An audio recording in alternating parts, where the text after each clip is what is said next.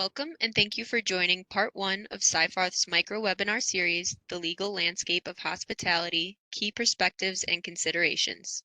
All participants are in listen-only mode. You are encouraged to submit questions throughout the program through the Q&A section located on the right side of your WebEx window. Any unanswered questions will be followed up by email after the webinar.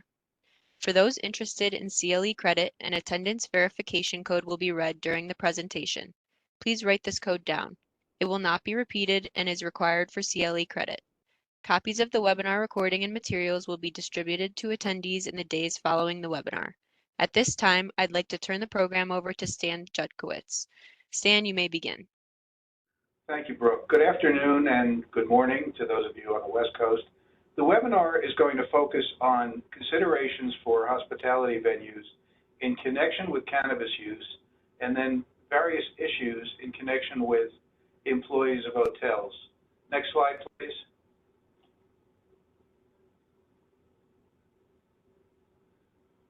So here is an agenda of what we're going to be talking about, pretty much what I've just said. Next slide, please. Okay, let's start with an understanding of where the law is right now, because it is very confusing and it changes very often on a daily basis. Under federal law, cannabis is still illegal. So the use, sale, possession, manufacture of marijuana is illegal, and it's illegal under what's known as the Controlled Substances Act. And the Controlled Substances Act classifies marijuana as a Schedule I drug, which is the most restrictive schedule under the Controlled Substances Act. Now, there's been a lot of discussion and there's ongoing regulatory action to reschedule marijuana to a lesser restrictive or less restrictive category, Schedule III. Now, if that happens, it's not going to legalize marijuana. It's just going to subject marijuana to a different regulatory regime, and it's one similar to, say, Tylenol with codeine and ketamine, both of which are classified as Schedule III drugs. It's going to open up a whole, in my view, can of worms, but at the end of the day, it's not going to legalize. It's just going to lift some of the restrictions. Next slide, please. Now, state law is very different. 24 states have legalized what's known as medical marijuana and recreational marijuana, and another 14 have legalized medical marijuana only. I think Jen is going to get into some of the specifics of what the laws say and allow in the context of her discussion, but they're very different regimes for each state, and you have to check the law in every state to understand what you as a venue can allow or not allow. And then in addition to the 38 states, there are several states now considering either legalizing medical marijuana or legalizing recreational marijuana in states where medical is legal. Now, let me just stop here and say this is very different than CBD and hemp. That is subject to a completely different regulatory scheme and is really, outside the scope of this webinar. Next slide, please. So let's talk about what a hotel or other hospitality venue is required to do, can do under state law. Now, recognize there is a conflict between state law and federal law, but the feds have basically taken a step back with respect to businesses that are state law compliant under with marijuana laws. So concern is, does a hotel or hospitality venue have to allow consumption of marijuana in a state where it's legal? No, it doesn't. A hotel can enact whatever policies it wishes to ensure the health and safety of its guests and its invitees, and it can prohibit any kind of activity with or without a reason. So a hotel is free to make its own policies. Now, at the end of the day, if there is marijuana consumption on site, many hotels will simply just look the other way. And certainly if it's in one's room and is not, and marijuana is not consumed in the form of smoking or vaping, so if it's vapes or tinctures, the hotel will never know anyway. So, you know, that is an issue. Now, does a hotel with a no smoking policy have to change its policy to accommodate marijuana? Again, same answer, no. A hotel or other venue is free to take whatever actions it determines appropriate for the health and safety of its members, of its guests, and also to protect its own interests. For example, if a hotel is allowing marijuana, as many of you know, the smell of marijuana can linger on furniture for a number of days, and it may make, for example, a hotel room unusable until the smell dissipates. So a hotel has a lot of interest in preventing at least the smoking of marijuana in its hotel. Let's go to the next slide, please. Okay, what if a hotel or other hospitality wants to allow consumption in a state where it's legal?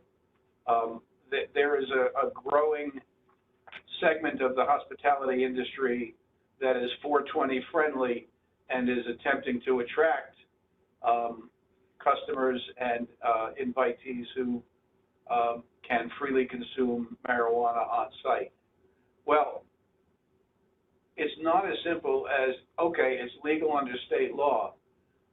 Ownership of the venue has to review a number of its business arrangements, first of all with its bank. There are still many banks that will not bank a marijuana business, and so one needs to talk to its bank to determine if there's going to be an issue. Again, if it's a small part of the income and it may never show up separately, a hotel may choose to just sort of leave it alone. Same with insurance providers. This is a big issue.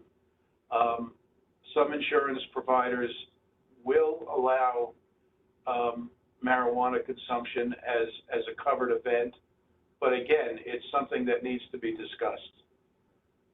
Landlords, again, many leases contain provisions, and many loan agreements, by the way, contain provisions which say that no illegal activity may be conducted by the tenant in one case or by the borrower. Well, they're going to look at it under federal law, not state law.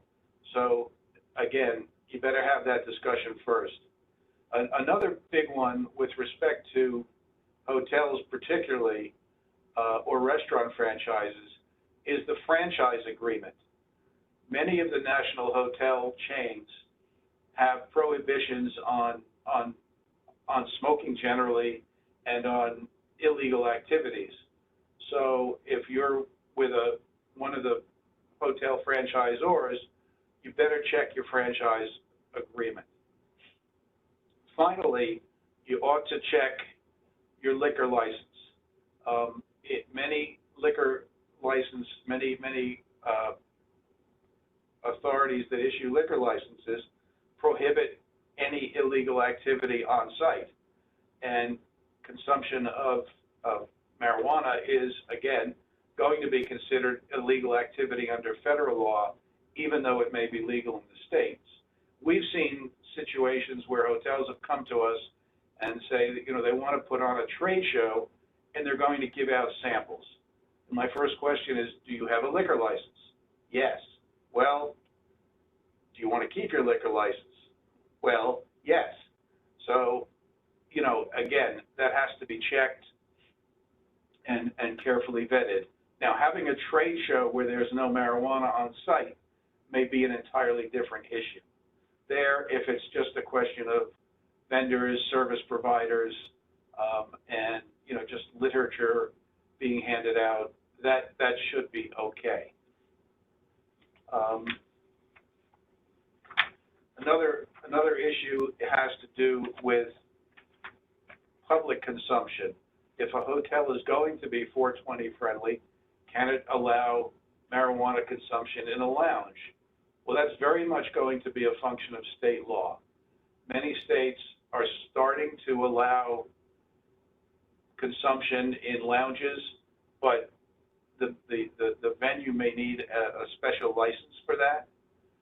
Again, it all comes back to checking state law and talking to your counsel about what is permitted under state law. With that, I'm going to turn it over to Jen to talk about employment considerations. Jen? Stan. So there, as Stan mentioned, there are numerous states that have enacted cannabis protections or cannabis laws at both the medical and the recreational level. On this slide, what you see are all of the jurisdictions that have legalized medical cannabis. So one thing to note is that this does not necessarily include a list that focuses on or is legalized CBD or something like that. This is really going to be the states that have passed medical marijuana laws. Those that are in bold and underlined, these are what we call states with employment law protection. So these could be actually baked directly into the statute. So the statute would say, for example, that an employer cannot take action based solely on a positive marijuana test if the employee or applicant is a registered or a protected medical cannabis user. So that's obviously built directly into the statute. We do have a lot of these states, for example, New Jersey and Massachusetts, their laws they're not as explicit as some of the other ones. However, we know from case law that employers have to be mindful of, and there have been protections for employees and applicants who use marijuana for medicinal purposes. So what do employment protections for medical cannabis users look like? That essentially looks like having to engage in an interactive dialogue to determine whether or not you can accommodate the marijuana use. The states that have an asterisk, those are the ones where there is a safety sensitive exception built directly into the statute. So for example, in Oklahoma, if somebody is a safety sensitive worker and they test positive for marijuana and they say, well, I use it medicinally, the statute specifically says you don't have to accommodate that use because it's a safety sensitive role. But in the other jurisdictions with the bold and underline without the asterisk, if somebody claims to be a medical marijuana user and they're in a safety sensitive role, that the fact that they're in a safety sensitive role would be part of your analysis in determining whether or not you can accommodate. And I'll talk a little bit more about the accommodation process when I get to the section on whether or not you should be testing for cannabis. Next slide, please. So these are the jurisdictions that have legalized cannabis, marijuana for recreational purposes. I'd say in the last 2 years, this list has doubled. We're actually expecting a bunch of jurisdictions. I think Florida is on the ballot this year to legalize it recreationally. So at some point, this list will catch up to the medical list. South Dakota has asterisk only because the voters passed an initiative to legalize cannabis, but for reasons that are somewhat above my head because I didn't study it, the South Dakota Supreme Court held that the ballot initiative was unconstitutional, but I think it's again on the ballot this year, so we might see South Dakota legalize it for recreational use. Next slide, please. So one of the things that we're starting to see these laws focus on is actual testing methodology and the science behind cannabis tests. And so it's really important, particularly in jurisdictions like California and Washington, that with California being the first one to really get into regulating the methodology. Stan, if you could please mute, thank you. Sorry. That's okay. California was the first state, along with Washington, which I'll talk about in a second, to regulate the actual testing methodology. So THC, Delta-9 tetrahydrocannabinol, that's what gets people high. Once metabolized, it's converted and stored in the body as non-psychoactive cannabis metabolites. So urine and hair tests, and this is really important, I think, for employers to understand. It took me a while to understand the science behind it. It's important because it's going to be difficult for employers to rely on tests that only target the metabolite, because once it's metabolized, it's not necessarily the case that the person may be under the influence unless they used right before the test. Urine and hair tests, they target the metabolite, which is the non-psychoactive component. All this tells you as an employer is that somebody has used in the last few days or a few weeks, depending on whether they're a chronic user. I want to make sure I'm very clear. Urine and hair tests do not prove somebody is impaired. And in fact, no test out there anywhere proves impairment right now. I've been on some panels recently where some industry drug testing experts have said, and they believe that they're not necessarily convinced we'll actually have a test that proves impairment during our lifetime. Now, whether they're being hyperbolic, I don't know. But just keep in mind that no test proves impairment. And so I think we're going to start seeing urine and hair tests probably fall by the wayside. Even DOT is considering rulemaking, which I know hospitality probably doesn't care about DOT, but just to show you that they're even going to start allowing employers to use oral fluids tests. So the oral fluids test, they actually target the primary parent drug, and it's found in greater concentrations. Again, it doesn't tell you they're impaired. All it does is tell you that they've used recently.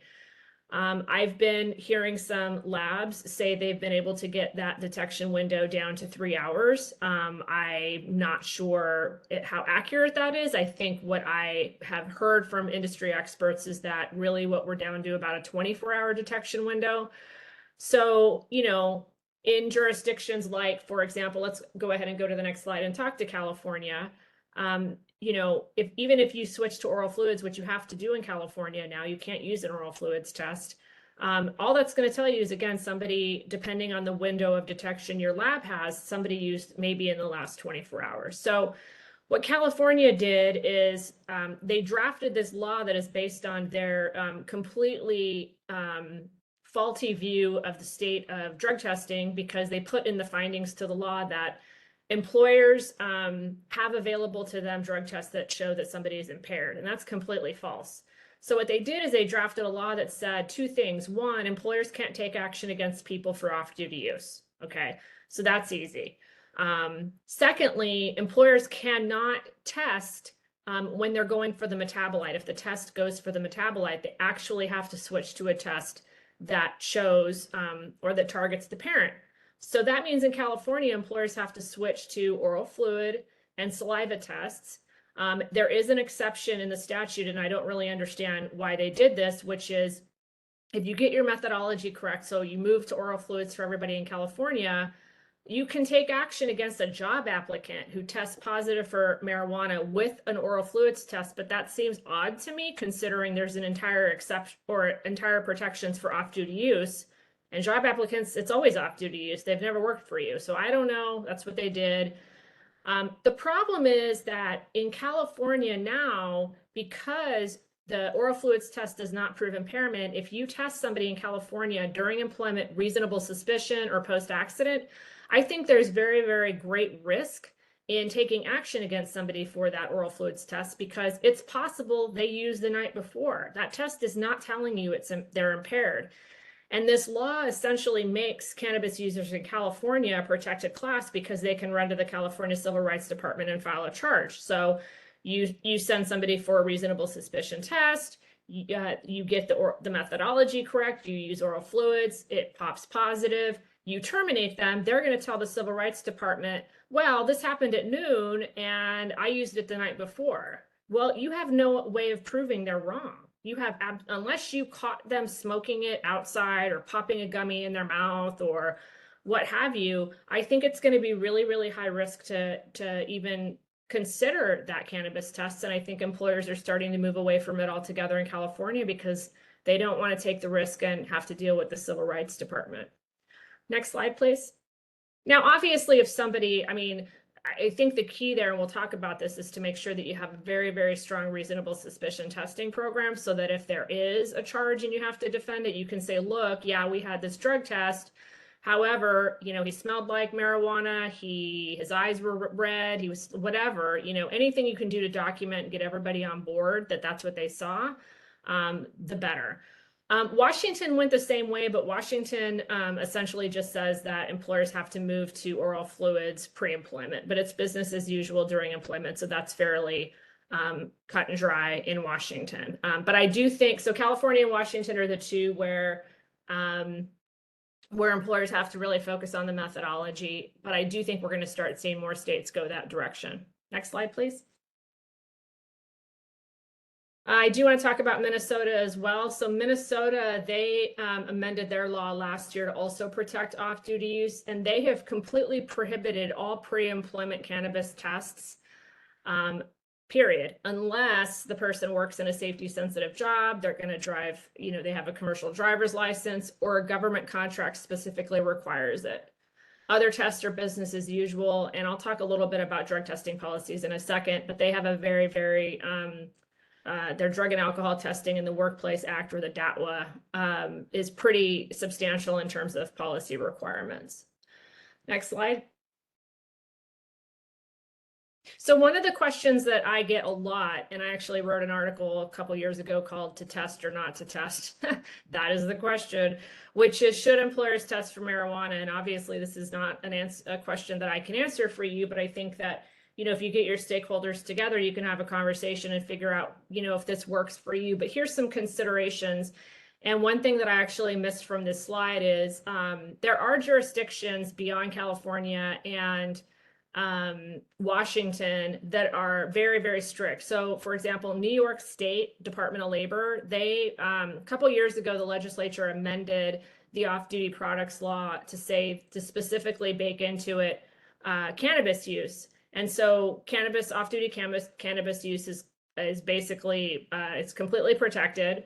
And so the Department of Labor has gone a step further and says that that basically means that employers in New York State cannot test at all, period, and a discussion for cannabis. And they make no exceptions unless the person unless the person is regulated by a federal drug testing statute, so that might be Department of Transportation, or the employer is at risk of losing a government contract, and I'll talk about government contractors. But New York doesn't recognize, the Department of Labor does not recognize an exception for safety-sensitive roles. It's really, in New York, very, very risky for employers at all to be testing for cannabis at all, pre-employment, during employment, at any time, unless they fall within a very, very narrow exception. Now, I'm not necessarily convinced that's what the statute supports, but, you know, I suppose you have to ask yourself whether you want to get sideways with the New York Department of Labor. Other considerations, you know, we have a lot of clients that are moving away from pre-employment drug tests. I wouldn't say it's the norm, but I do, you know, I hear more and more about it. They're not finding that there's much utility in it, but they are keeping their reasonable suspicion drug testing program in place, which is actually something I recommend. Although, you know, I mentioned California and New York, for example, that would be really, really risky. But just make sure that if you do have a reasonable suspicion testing program, that it's defensible, that you're documenting what you saw, that you're confronting properly, you're not accusing, you're asking for information, you have a supervisor who can verify what they saw. Accommodating medicinal use, that's another consideration in determining whether you want to continue to test. It's kind of a pain to go through that process. So, you know, it's basically the same process you would go through if an employee came to you and said, I have, you know, anxiety, so I need to, I don't know, take a nap during 3 o'clock in the afternoon. You would sit down and get information and send a job description and a certification form for the doctor. So it's all the same stuff, but There are some employers that just don't want to do that. And, you know, if you're a nationwide employer and you're going to continue to test, you know, the question then is, you know, are we gonna accommodate in all jurisdictions, or are we gonna, you know, send an email to Jen Moore once a week and say, hey, do we have to go through that process in New York? Do we have to go through that process in Florida? So, you know, you could do a jurisdiction specific analysis. Government contractors, I mean, I don't even know if we have government contractors here. I'll just say that, you know, just being a government contractor does not make you immune from any of these local and state laws. You have to look at the contract.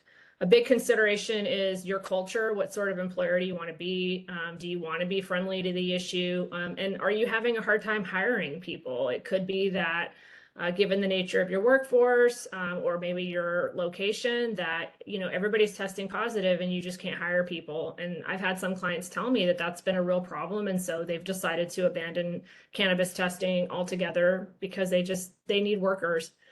And then the other thing is, again, go back to the science, right? So what does the drug test tell you? If you really maybe just want to know if somebody used recently, then at least switch to an oral fluids test. You know, a lot of employers are still using urine because, you know, California and Washington are the minority view so far.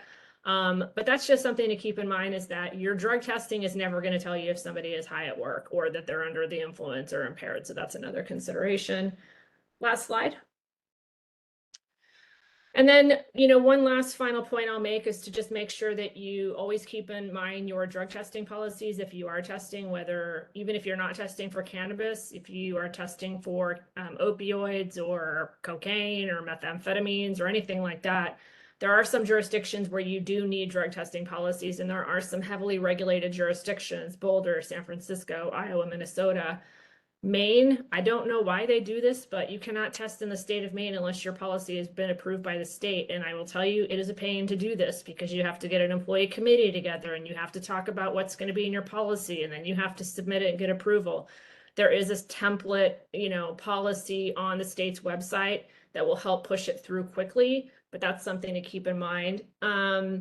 Make sure you have a clear definition of illegal drugs.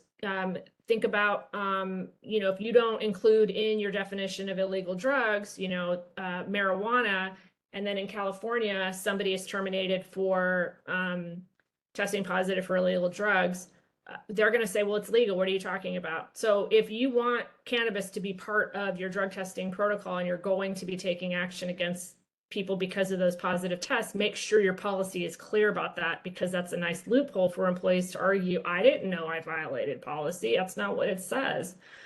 And then California is the one state, shocker, that treats drug tests like medical information. So there's a medical information statute here in California where you have to get an authorization from your applicants and employees to allow the lab to release the results to you.